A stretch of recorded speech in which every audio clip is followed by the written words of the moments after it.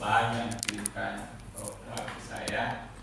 ANOVA itu yang pertama skalanya harus minimal interval yang tidak memiliki norm mutlak tapi sudah bisa berlaku aritmetika, ya, perhitungan operasi aritmetika.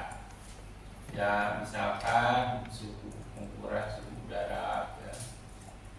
Apakah hasil belajar itu termasuk skala interval, rasio bahkan, ya, rasio. Jadi kalau Bapak Ibu mengukur kemampuan bahasa Inggris, ya itu sudah memenuhi syarat untuk dilakukan analisis secara parametrik, ya. Yang kedua, bentuknya simetris. Semuanya, kalau 5 kelompok, ya 5-5-nya harus simetris dan normal. Bagaimana kalau nggak normal salah satu, ya harus non parametrik. Mungkin nanti Bapak Ibu bisa menggunakan uji KW, bukan KW itu, KW sampai KW terus KWolis, ya. Nah, kalau berpasangan nanti pakai uji Friedman. Yang kedua itu harus homogen, bentuknya mirip, ya. Kalau saya gambar, nah seperti inilah, ya. Bentuknya mirip karena saya copy kemudian disimpan di sebelah, ya. Copy paste, ya. Hanya di warna yang berbeda, satu merah, dua hijau, tiga hitam, dan seterusnya. Jadi yang pertama itu adalah normal, homogen. Normal dan homogen. Nah, kalau tidak homogen, misalkan ada yang gemuk, ada yang kurus, tapi tetap menyebar normal, itu harus pakai Brown Forsythia atau uji Wells. Di SPSS itu ada. Itu kalau ya bentuknya seperti Bapak Ibu lah. Ada yang gemuk kayak saya, ada yang kurus kayak kurus, ya. Normal tapi tidak homogen. Normal tidak homogen. Kalau normal ya bentuk dan modelnya sama, ya sama. Jadi ada yang kedua itu ada yang retrokurtik, ada yang platik kurtik, ada yang mesokurtik, ya. Ya, ada yang kurus, ada yang sedang-sedang saja, ada yang gemuk. Nah, itu tidak boleh menggunakan ANOVA karena tidak homogen. Bagaimana kita mengetahui distribusi itu homogen dan tidak homogen? Diuji pakai uji, kalau di SPSS pakai uji Lafene. Nanti mungkin bisa sekaligus kita mensimulasikannya. Nah, jadi caranya itu yang ini, ya Bapak Ibu, yang sebelah kiri bentuknya sama dan simetris, artinya normal, homogen. Itu bisa menggunakan ANOVA. Nanti diuji secara statistik apakah sebarannya normal atau homogen. Baik, itu syaratnya yang harus dipenuhi Bapak Ibu sekalian ketika kita akan menggunakan ANOVA sebagai alat untuk menjawab atau membuktikan hipotesis yang sudah disusun oleh Bapak Ibu sekalian, ya. Nah, hipotesisnya seperti apa? Gimana hipotesisnya? Lupa. Kok nggak tertulis hipotesisnya? Hipotesisnya seperti apa yang diuji oleh kita? Hilang. Hipotesis yang diujinya ini, wah, saya lupa tadi tidak membawa spidol. Hipotesis yang diujinya ini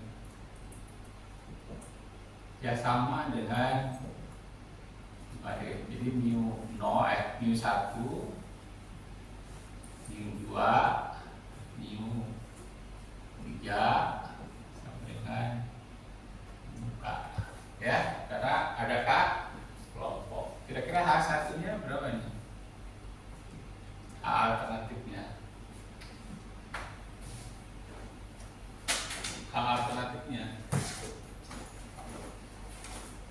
Oh, ada. H alternatifnya berapa?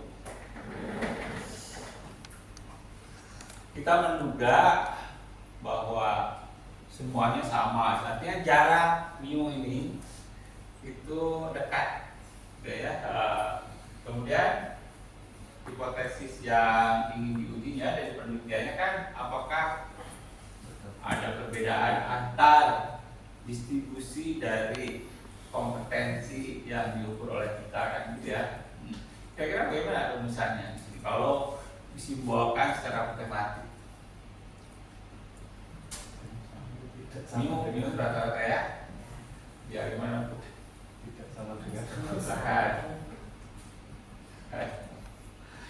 kalau dalam hipotesis perbandingan dua kelompok kemungkinannya kan 3 ya, bisa direksional tidak berarah. Nah, dalam ANOVA itu tidak ada hipotesis yang sifatnya berarah, jadi semuanya non directional, tidak berarah. Nah, sehingga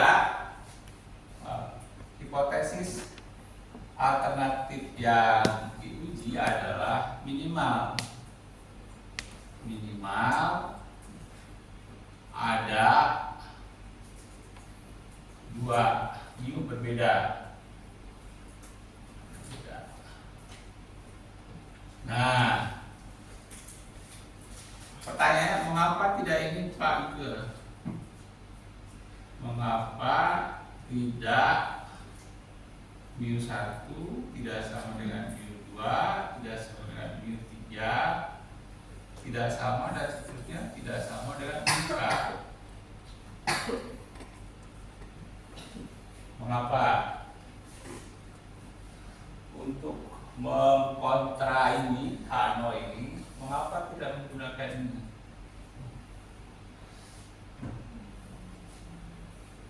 Dengan satu yang beda aja berarti udah tertolak gitu Hano. Kalaupun cuma satu yang berbeda berarti Hano juga sudah otomatis tertolak. Ya Mas? Ya, kata yang dibandingkan adalah sama, makanya untuk mengkontranya tidak harus semuanya berbeda, cukup minimal ada 2 mu berbeda. Nah, dalam bahasa logika ada istilah pernyataan berkuanton. Semua negasinya ada, beberapa ya tidak gitu. Itu dalam bahasa logika. Contohnya, semua mahasiswa S3 pendidikan bahasa Inggris berjenis kelamin perempuan, salah. Ada yang tidak perempuan, mana ini cukup 1 saja untuk menyalahkan kata semua. Itu negasinya. Mungkin pernah belajar belum ya? Pernyataan berkuanton. Jadi semua mu sama. Untuk menyalahkannya tidak harus semuanya berbeda, cukup ada 2 mu yang berbeda. Pernyataan ini sudah salah, gitu ya. Pernyataan ini sudah salah. Begitu ya Bapak Ibu. Jadi menolak hipotesis 0 dalam ANOVA bukan berarti semua rata-ratanya berbeda. Hanya ada minimal 2 mu berbeda, mungkin semuanya berbeda, bisa jadi gitu ya. Bergantung nanti nilai signifikansi dari penolakannya. Semakin kecil nilai signifikansi penolakannya, kemungkinan perbedaan antar kelompok itu semakin mungkin terjadi. Gitu ya. Jadi mungkin yang jaraknya jauh dari yang lain itu hanya 1 gitu ya. Yang lain dekat-dekat, tapi mungkin juga saling berjauhan satu dengan yang lainnya, sehingga antar mu itu berbeda-beda, gitu ya. Sekali lagi ya, ini harus dipahami. Ini banyak penulisan hipotesis yang salah di tesis atau disertasi, gitu ya. H0 ini, H1 ini tidak harus. Ya, untuk menolak ini cukup dua mu berbeda. Posisinya seperti apa? Kalau digambarkan mungkin ya, ya hanya dua itu, mungkin yang ini berdekatan. Berikut ya. Tapi ada satu di sini, gitu. Ini kan sama, tapi ada mu yang lain di sini, misalkan mu ke i, jauh jaraknya. Ini bertumpuk di sini hampir dekat, mu satu, mu dua, gitu ya, mu tiga, gitu ya. Nah ini ada yang jaraknya jauh, mu tiga itu cukup sudah bisa menolak H0, gitu ya. Kemudian bagaimana kita mengetahui mu yang berbeda antar kelompoknya? Nah itu bab lain. Jadi dalam ANOVA itu misalnya gini, 1, 2, 3, 4, 5. Kelima kelompok memiliki rata-rata yang sama kan, itu basis nolnya. Hipotesa alternatifnya minimal ada dua kelompok dia berbeda. Yang mana dengan yang mana? Nah itu dalam ANOVA tidak bisa jawab. Belum bisa dijawab. Maka ada uji lanjutan ANOVA. Nah, jadi ada uji lanjutan ANOVA untuk mengetahui kelompok mana saja yang berbeda apabila hipotesis nol untuk ANOVA-nya ditolak. Gitu ya, Bapak-Ibu sekalian. Itu perlu dipahami dulu. Baik. Biasanya data dalam bentuk array seperti ini, tapi dalam SPSS nanti datanya di array ke bawah, ya. Jadi nanti ada SPSS, kalau nanti Bapak Ibu menggunakan analisisnya, ini data X, variabel yang ingin dibandingkan, ini kelompoknya, ini nanti ada 1 sampai 1 misalkan, kemudian 1 lagi sampai 2, 1 sampai NH ya. Nah nanti ada dua kolom yang harus disusun oleh Bapak Ibu dalam tabel data SPSS-nya. Jadi bukan ke pinggir. Tapi kalau dalam Excel ke pinggir kolomnya. Dan terserah Bapak Ibu mau menggunakan Excel atau menggunakan SPSS. Mungkin tiap aplikasi punya cirinya masing-masing. Dan ya hasilnya sama. Kalau menggunakan data ke kanan atau ke kelompok ya dengan Excel, kalau ke bawah dan ekspektasinya sama.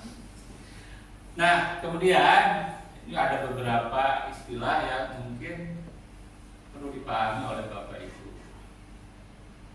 Ada rata-rata dalam kelompok, ada rata-rata keseluruhan. Rata-rata dalam kelompok, rata-rata keseluruhan. Misalkan 1, 2, 3, 4, 5. Nanti di situ ada rata-rata kelompok 1, rata-rata kelompok 2, rata-rata kelompok 3, rata-rata kelompok 4, rata-rata kelompok 5. Dan ada rata-rata keseluruhan. Mana itu? Semuanya dijumlahkan, dibagi dengan semua data, semua N dari seluruh kelompoknya ada berapa, atau N total ya.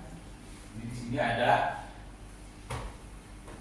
X1 titik bar, artinya rata-rata kelompok 1. X2 titik bar, rata-rata kelompok 2 dan seterusnya. Ini jangan disebut X bar, Pak. X 2 garis ya. X bar kan enggak enak. X 2 garis artinya rata-rata keseluruhannya gitu ya. Yaitu semua data dari kelompok 1 sampai kelompok A dijumlahkan dibagi dengan banyaknya data dari kelompok 1 sampai kelompok K, gitu ya. Baik, ada T juga. Dalam beberapa buku ada S. Ini saya kutip dari buku. Nah, kalau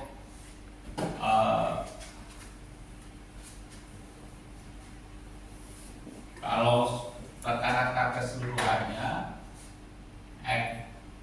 barbar ini sigma X I J, sigma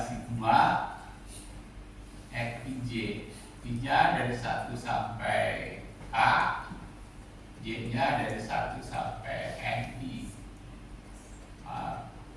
Ini X barbar per sigma NI, I-nya dari 1 sampai K, gitu. Bisa dipahami Pak? Ini kan maju satu persatu, X satu-satu, kolom dulu ya, kolom 1, I-nya 1, J-nya mulai dari 1 sampai X 1, terus I-nya maju kolom 2, dari mulai X21 sampai X2N2 dan seterusnya sampai selesai, dibagi N1 tambah N2 tambah N3 sampai K, gitu. Nah, itu jumlah, itu rata-rata keseluruhan. Ini juga, kalau ini rata-rata dalam kelompok, kalau ini rata-rata keseluruhannya. Tadi saya katakan ini ada N1, dibaginya berapa orang? Dibagi 2. Ini dibagi 2, ini dibagi 2, ini dibagi 3, ini dibagi 2. Nah, itu N1, X1 bar, X2 bar, X3 bar, X4 bar, X5 bar. Kalau X bar dibagi berapa? 2 tambah 2 tambah 2 tambah 3 tambah 2. Jadi dibagi 9 ya. 1, 2, 3, 4, dibagi 11. 6 tambah 3. 8 tambah 3, 11. Bagi 11. Beda kan? Beda. Nanti ukuran Bapak berapa? Bapak dijumlahkan dibagi 11. Nah, ini adalah X 2 garis. Istilah lainnya ada kan grand min gitu ya. Boleh grand min, rata-rata keseluruhan. Kalau ini rata-rata dalam kelompok ya. Nah, sekarang kita akan memahami mengapa dalam ANOVA itu yang dianalisis adalah variasinya. Perhatikan Bapak Ibu sekalian, ini jumlah kuadrat dalam kelompok atau istilahnya sum square within. Kalau dalam bahasa Indonesia ada juga JKG, jumlah kuadrat galas atau residu. Contohnya begini. Nah, jadi saya mengatakan bahwa setiap kelompok punya rata-ratanya, kan ya? Rata-rata 1, rata-rata 2, rata-rata 3, 4, 5. Nah, setiap data di sini ada selisih dengan rata-ratanya kan? Misalnya rata-ratanya di sini, Bapak dikurangkan. Di sini ada juga selisih kuadrat rata-ratanya terhadap rata-rata di sini ada. Ya, misalnya rata-ratanya di sini, kalau Ibu dikurangi di sini, Bapak dikurangi di sini, dan seterusnya. Nah, jadi tiap kelompok itu punya selisih kuadrat data dengan rata-rata di dalam kelompoknya. Makanya disebut within. Bisa dipahami? Saya menyimpulkannya itu. Kelompok 1 rata-ratanya X1 bar. Nah, ada jarak dari tiap data dengan X1 bar. Saya berikan rumput awal aja. Semuanya itu ada selisihnya. Di kelompok 2 juga begitu. Di kelompok 3 juga begitu. Nah, kalau kuadrat selisih data di dalam rata-ratanya dijumlahkan keseluruhannya, disimbolkannya dengan sum square of within, ya.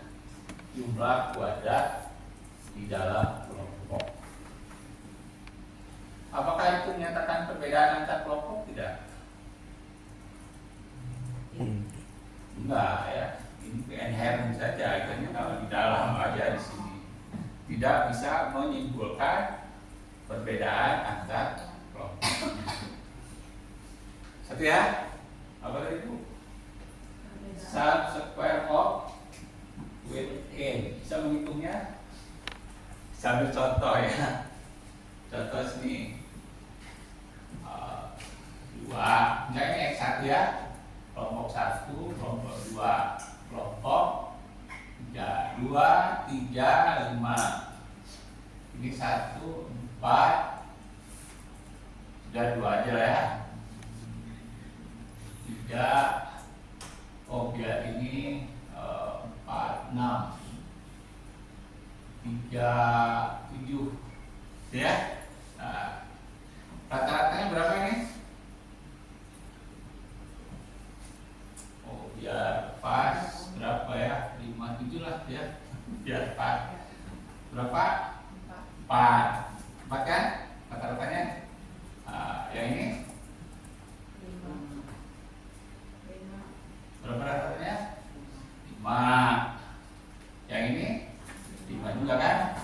Nah, SS within itu adalah setiap data di sini dihitung selisihnya dengan 4 kan di sini. Nah, ini 4. Kemudian dikuadratkan. Oh, berarti 2 kurang 4 kuadrat tambah 3 kurang 4 kuadrat tambah 7 kurang 4 kuadrat. Ini baru kelompok pertama. Terus kelompok kedua 4 kurang 5 kuadrat tambah 6 kurang 5 kuadrat. Kelompok kedua tambah 3 kurang 5 kuadrat tambah 7 kurang 5 kuadrat. Nah, ini namanya sum square of within, ya. Jumlah kuadrat dalam kelompok, tidak menunjukkan perbedaan antar kelompok. Yang kedua,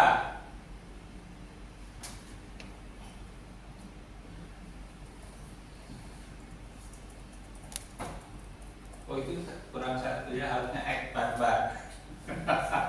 Lupa tadi saya.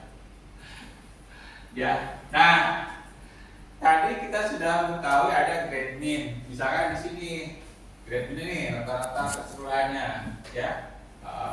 Di sini ada rata-rata 1, rata-rata 2, rata-rata 3, rata-rata 4, rata-rata 5.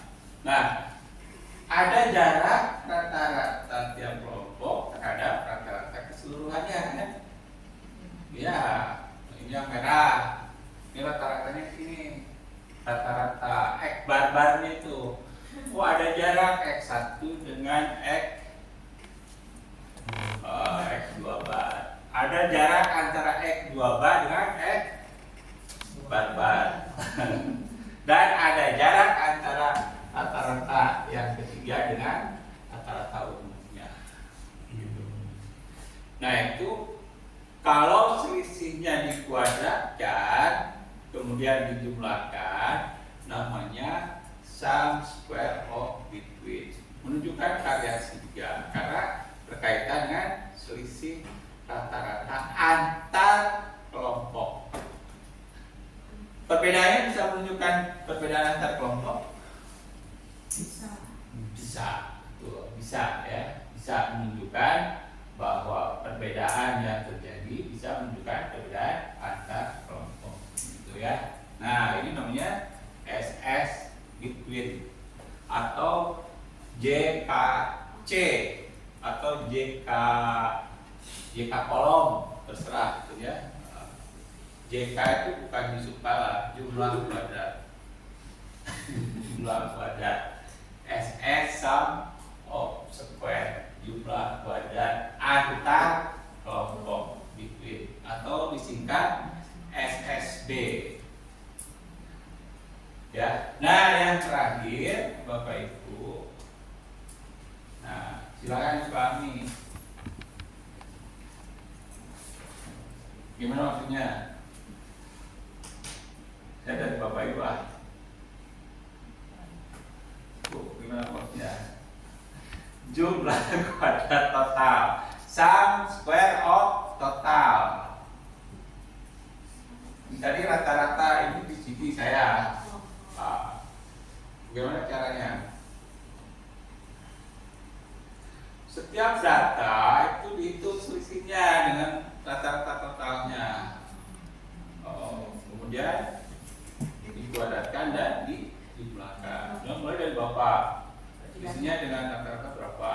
Kuadratkan. Maju Bapak, hitung selisihnya. Itu kelompok 1 selesai. Ya. Kemudian maju ke kelompok 2. Bapak selisihnya dihitung, dikuadratkan. Ibu itu selisihnya dikuadratkan. Kelompok 2 selesai. Terus maju kelompok 3, maju kelompok 4, maju kelompok 5. Begitu. Jadi setiap data dikurangi dengan rata-rata totalnya, dikuadratkan dan dijumlahkan. Namanya sum square of total atau jumlah kuadrat total. Apakah variasi ini menunjukkan perbedaan?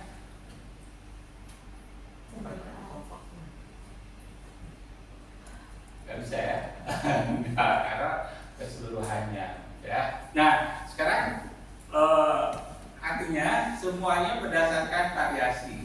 Yang pertama itu variasi di dalam kelompok, yang kedua variasi antar kelompok, yang ketiga variasi total. Jadi ada 3 variasi. Bisa diulang. Variasi within itu apa? Variasi dalam kelompok. Variasi data terhadap rata-ratanya di dalam kelompoknya masing-masing. Ya kan? Iya kan? Rata-ratanya dikuadratkan dan dijumlahkan. Artinya hanya ada variasi di dalam. Yang kedua variasi between.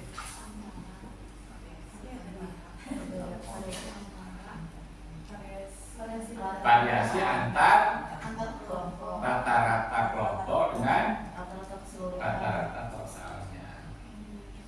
Ya. Ini ada rata-rata kelompok ini dikurangi rata-rata total dijumlahkan terus semuanya. Dan yang terakhir variasi total, yaitu variasi yang diperoleh dari semua data yang ada dihitung selisihnya dengan rata-rata umumnya dan dikuadratkan, ya. Begitu Bapak Ibu sekalian, ya. Jadi ada 3 variasi yang harus dihitung nanti oleh Bapak Ibu. Mengapa susah-susah? Ya karena kita akan menemukan suatu aturan berdasarkan variasi-variasi tersebut sehingga bisa menjawab rumusan hipotesis yang tadi, gitu, ya. Nah, hubungan antar variasi ini seperti ini hubungannya. Apakah perlu dibuktikan Bapak Ibu secara matematik? Saya tawarkan. Perlu ditunjukkan secara matematiknya nggak? Ayo. Kan sifat reflektif. Artinya sesuatu itu sama dengan dirinya sendiri. Misalnya Jokowi bercermin, nggak jadi Jokowi kan? Jokowi saja. Reflektif artinya bercermin juga. Ibu bercermin, jadi siapa? Jadi Marisa Masa. Saya boleh menambahkan dengan sesuatu, boleh menguranginya. Ini kurangnya berapa? 0 kan? Jadi sama dengan yang di atas. Kemudian boleh juga ditambah rata-rata umum digunakan. Kamu juga kan?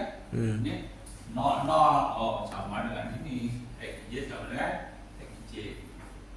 Kalau nanti mencari hubungan antara ya. Nah, kemudian diatur dengan menggunakan hukum karma, hukum asosiatif dan komutatif ya. Diatur ulang timnya bar dikurangi x bar ya.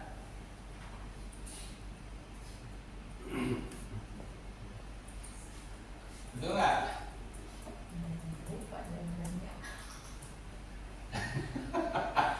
Ini ya x bar sini ya. Nah, ini dari mana? Dari sini.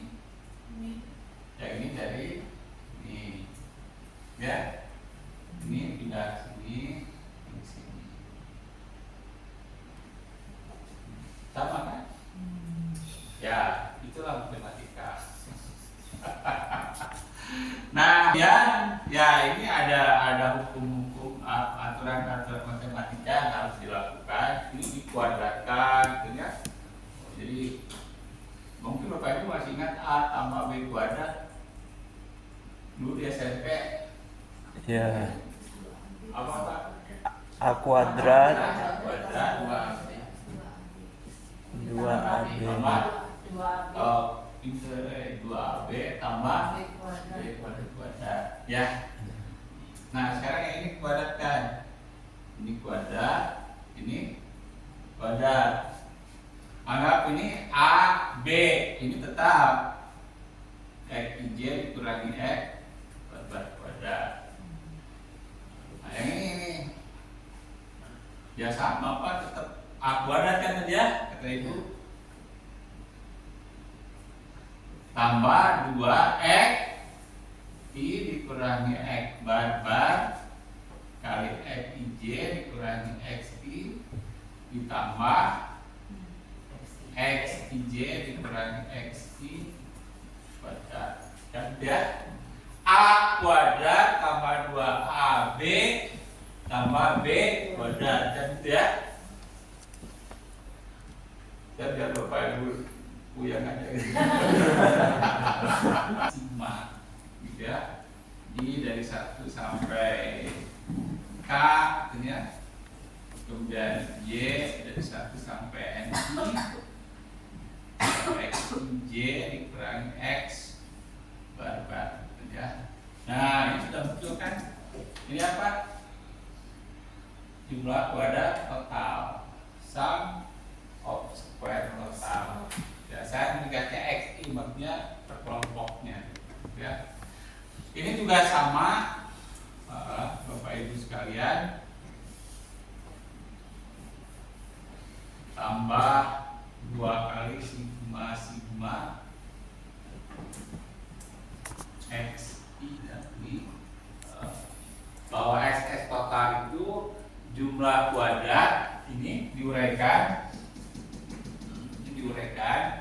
menjadi jumlah tiap data dikuadratkan, jumlah kuadrat dari setiap data dikurangi jumlah keseluruhan dikuadratkan dibagi banyaknya data. Itu sum of square total. Kemudian SS between tadi jumlah masing-masing kolom dikuadratkan dibagi data per kolomnya, dikurangi jumlah kesemuanya dikuadratkan dibagi banyak. Dan SS between tidak perlu dihitung menggunakan ini, tinggal total dikurangi between. Begitu kalau mau manual, Bapak Ibu sekalian ya. Tapi kan Bapak Ibu ini menggunakan SPSS atau menggunakan Excel, ya. Tapi harus dipahami supaya apa? Supaya menghargai. Ternyata membuat aplikasinya susah, hitungnya juga susah, ya. Nah, kemudian yang kedua yang perlu dipahami adalah degree of freedom atau derajat kebebasan. Ketika kita menghitung jumlah kuadrat total, ada berapa banyak parameter yang diganti oleh statistik? semua data dikurangi rata-rata umumnya dikeluarkan. Ada berapa statistik yang digunakan? Ada berapa statistik yang digunakan? Satu lah, apa? Rata umum.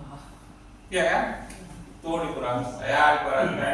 Jadi derajat bebasnya jumlah keseluruhan dikurangi 1. Ya kan? Iya. Kan tadi saya katakan data Bapak dikurangi saya ibaratkan, ini saya ibaratkan. Ada berapa statistik yang dipakai? 1. Apa? Rata-rata umum. Jadi degree of freedom-nya semua data, banyaknya data keseluruhan dikurangi 1. Itu degree of freedom dari sum square of total. Ya. Nah, ini yang pertama. Ketika saya menghitung misalkan sum square of within, ya, setiap data dikurangi rata-rata masing-masing kan. Jadi dalam kelompok ada berapa derajat bebasnya? Dalam sini nih, kelompok 1 semua data dikurangi rata-rata di sini. Ada berapa statistik yang dipakai di sini? 1 rata-rata kelompok ini kan. Jadi M1 dikurang 1. Di sini ada berapa statistik yang dipakai? 1 juga rata-rata kelompok 2. Jadi degree of freedom-nya N2 kurang 1. Di sini N3 kurang 1. Di sana N4 kurang 1. N5 kurang. Jumlah seluruhnya ada N1 tambah N2 tambah N3 tambah NK dikurangi banyaknya kelompok. Jadi N total N kapital dikurangi K. Ya. Lagi kan ada K rata-rata tiap kelompok. Makanya degree of freedom within itu adalah N dikurang K. Banyaknya statistik yang digunakan ketika kita menghitung sum square of within. Oh, ada K statistik. Apa itu? Rata-rata kelompok 1, rata-rata kelompok 2, rata-rata kelompok 3, rata-rata kelompok 4 sampai rata-rata kelompok K. Jadi ada K buah. Ya. Ya, Bu. Ini kan tuh N1 kurang 1, N2 kurang 1. Nah, tadi bahwa jumlahnya itu harus sama dengan ini, DK ini tambah ini, maksudnya di bawah ini harus sama dengan jumlah totalnya. Maka derajat untuk itunya K kurang 1. Ya. Baik. Nah, secara matematik singkat cerita ya. Kalau ini dibagi derajat bebasnya, ini dibagi derajat bebasnya, ini dibagi derajat bebasnya, sum square of-nya dibagi masing-masing derajat bebasnya, maka kita peroleh kuadrat rata-rata atau mean of square. Kuadrat rata-rata total, kuadrat rata-rata between, dan kuadrat rata-rata within. Kalau semua jumlah kuadrat tadi dibagi oleh masing-masing derajat bebasnya. Nah, secara matematis rasio antara kuadrat rata-rata between dengan within itu berdistribusi Pisar. Masih ingat kan distribusi Pisar? Mudah-mudahan masih ingat ya. Yang begini ya, atau T kuadrat. Sehingga menerima atau menolak Ano tinggal membandingkan rasio MS between dengan rasio MS between dengan nilai pada distribusi Pisarnya pada alfa yang ditetapkan dengan derajat bebas dari MS between dan MS within-nya gitu. Nah, mudahnya menggunakan ini. Silakan dipahami. sumber keragaman atau variasi ya tadi ya, sumber variasi, keragaman itu variasi dari antar kelompok. Kemudian kita menghitung derajat bebasnya dan akhirnya kita punya kuadrat tengah, sehingga dari kuadrat tengah itu kita bisa menghitung F hitungnya atau nilai F statistik yang diperoleh dari data, tinggal nanti dibandingkan dengan F RPA. Mudah-mudahan bingung Bapak sekalian ya, saya ada sebelah kanan ya teorinya seperti itu, tapi kalau menghitungnya saya yakin Bapak Ibu tidak akan sulit ya. Baik, ini belum saya kirimkan ya, belum saya kirimkan, mohon maaf. Coba ini ditulis saja di Excel dan lain. Kita ingin membantu Pak Aryo langsung saja ke analis data, boleh juga ya. Ya silakan ditulis. Coba rumuskan hipotesisnya juga. Rumuskan hipotesisnya. Nanti kita akan menganalisis yang pertama dengan Excel, kemudian dengan SPSS ini bandingkannya ya, atau dengan manual dulu supaya Bapak Ibu punya suasana batinnya. Saya ya, maksudnya begitu Bapak Ibu. Mengapa saya menjelaskan tiap hari?